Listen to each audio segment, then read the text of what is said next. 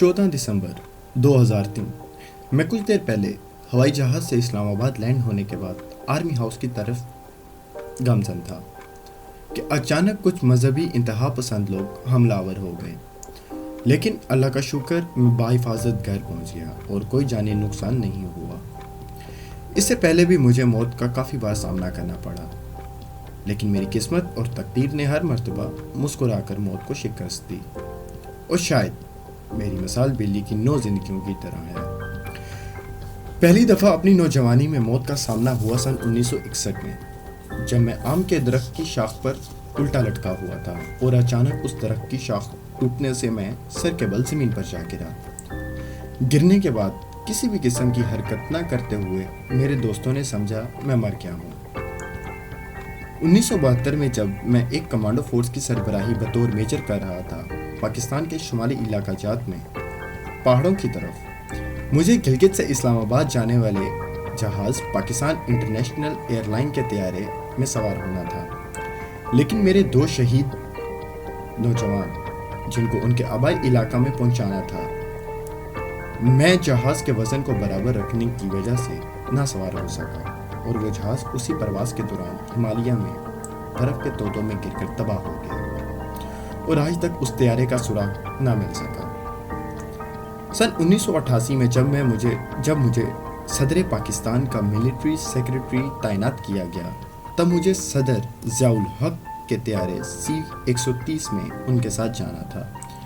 लेकिन ऐन वक्त पर यह जिम्मेदारी किसी और ब्रिगेडियर को सौंप दी गई और 17 अगस्त 1988 को वो तैयारा भी हादसे की वजह से तबाह हो गया और उस जहाज़ में सवार सदर पाकिस्तान ज़ियाउल हक के साथ अमरीकी सफीर अर्नोल्ड लेविस भी सवार थे और उस तैयारे को लाहक होने वाले हादसे की वजह भी कभी सामने ना आ सकी या तारीख में हमेशा के लिए सेगाराज रखी गई। सन 1998 में जब बतौर जनरल लेफ्टिनेंट मंगला कॉर्प्स की क़यादत कर रहा था, मुझे रावलपिंडी हेडक्वार्टर एक कॉन्फ्रेंस के लिए बुलाया गया। मैं अपनी ड्यूटी से फारिगुल वक्त में थोड़ी देर अपने दोस्त लेफ्टिनेंट कर्नल असलम चीमा के साथ खेलने चला गया।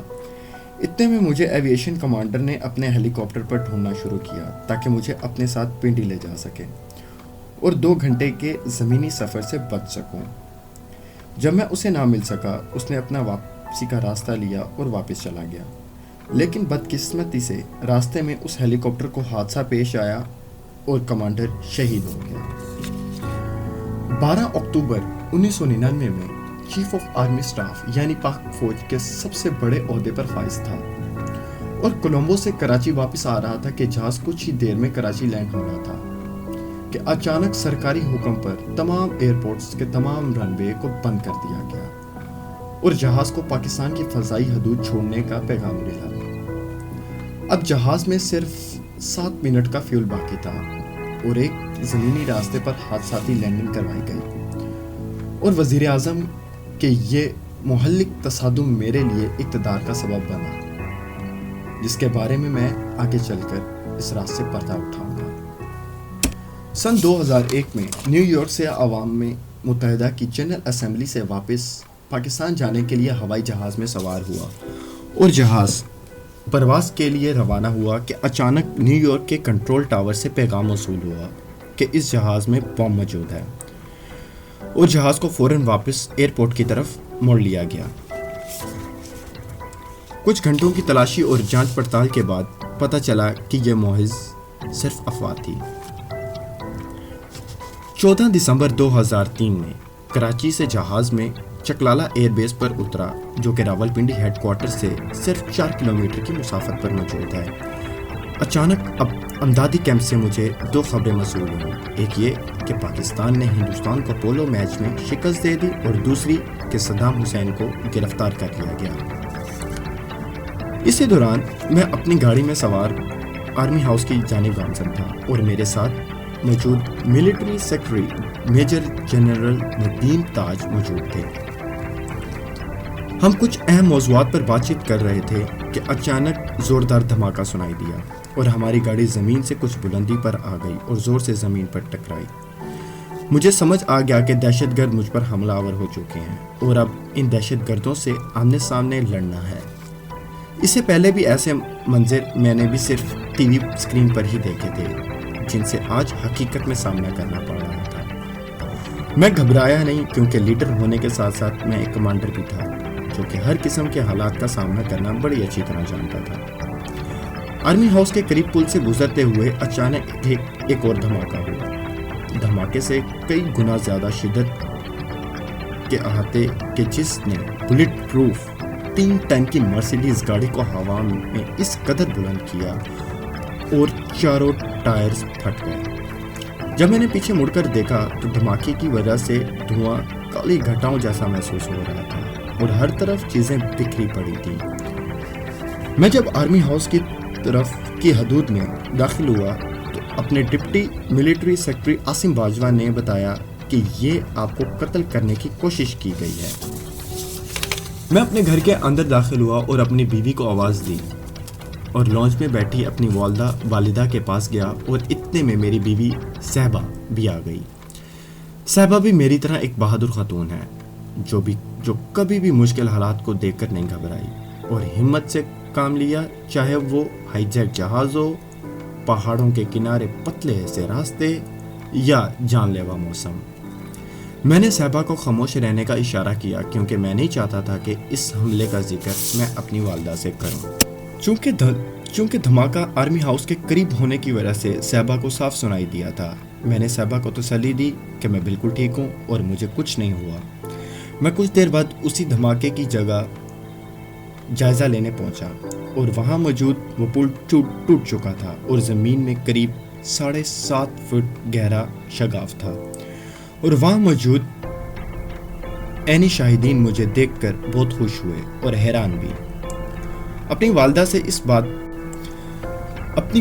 اس بات اور اس حملے کو چھپانا زیادہ دیر تک ممکن نہ تھا، کیونکہ اگلے ہی دن اخبار اور ٹی وی پر یہ سب نمایاں تھی، اور عزیز اور رشتہ داروں نے جب گھر ٹیلی فون سے رابطہ کر کے میری خیریت دریافت کی تو والدہ کو اس بات کا علم ہو گیا کہ مجھ پر کل جان لیوا حملہ ہوا ہے۔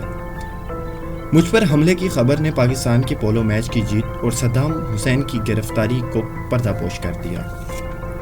اس واقعے میں عام شہری کی طرح سڑک پر روانہ ہو جاتا تھا، لیکن اس واقعے کے بعد حالات کچھ بدل گئے۔ میری روانگی کے لیے سڑک کو بند کیا جاتا اور اسپیشل سیکیورٹی اہلکار ڈیوٹی پر تعینات کیے جاتے، اور حفاظتی انتظامات مزید سخت کیے گئے۔ ابھی اس حملے کا ذکر تھما ہی تھا کہ 25 دسمبر 2003 جو پاکستان میں سرکاری چھٹی کا دن ہوتا ہے اور اس کو یوم قائد بھی کہا جاتا ہے، میں اسلام آباد میں ایک کانفرنس سے خطاب کر کے دوپہر 1 بجے کے قریب واپس آرمی ہاؤس کی طرف روانہ تھا۔ میرے ساتھ chief security officer colonel Ayaz اور امدادی کیمپ کے سربراہ میجر تنویر بھی اپنی اپنی گاڑی میں میرے ہمراہ تھے، اور اس دن بذریعہ ایک سوزوکی وین جس میں بم نصب تھا دوبارہ سے قاتلانہ حملہ کیا گیا مجھ پر، اور اس کے بعد اچانک سے ایک اور دھماکہ ہوا، جس کے نتیجے میں میری گاڑی کی فرنٹ سکرین جو کہ بلٹ پروف تھی ٹوٹ گئی، اور دوبارہ سے ہر طرف چیخو پکار اور انسانی لاشیں گری پڑی تھیں۔ سیاہ دھواں بادلوں کی طرح اڑنے لگا اور گاڑی کے چاروں ٹائر دوبارہ پھٹ چکے تھے، لیکن یہ گاڑی اس طرح سے تیار کی گئی تھی کہ یہ ٹائر کے بغیر بھی 50 سے 60 کلومیٹر کا سفر طے کر سکتی ہے۔ میں نے اپنے ڈرائیور جان محمد کو زور سے چلا کر بولا، ریس دبا اور یہاں سے نکل، اور جان محمد نے ایسا ہی کیا۔ اس نے بنا ٹائر کے گاڑی کو، چنگاریاں نکلتی ہوئی گاڑی، شور مچاتی گاڑی کو آرمی ہاؤس کی طرف لے گیا۔ یہ دھماکہ اتنی زوردار تھا کہ چیخو پکار کی وجہ سے صحبہ پوش میں آئی باہر کے حالات دیکھنے۔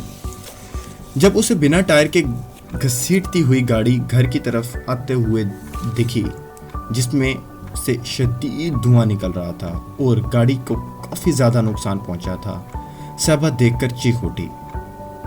صحبہ کی ایسی حالت میں نے بھی شاید پہلی دفعہ دیکھی تھی۔ وہ مجھ سے نظریں بھی نہیں ملا پا رہی تھی اور روتے ہوئے چلا رہی تھی، کیا ہو رہا ہے یہ کیا ہو رہا ہے؟ میں نے صحبہ کا ہاتھ پکڑا اور بولا، میں بالکل ٹھیک ہوں، سب کچھ ٹھیک ہے اور سب کچھ ٹھیک ہو جائے گا۔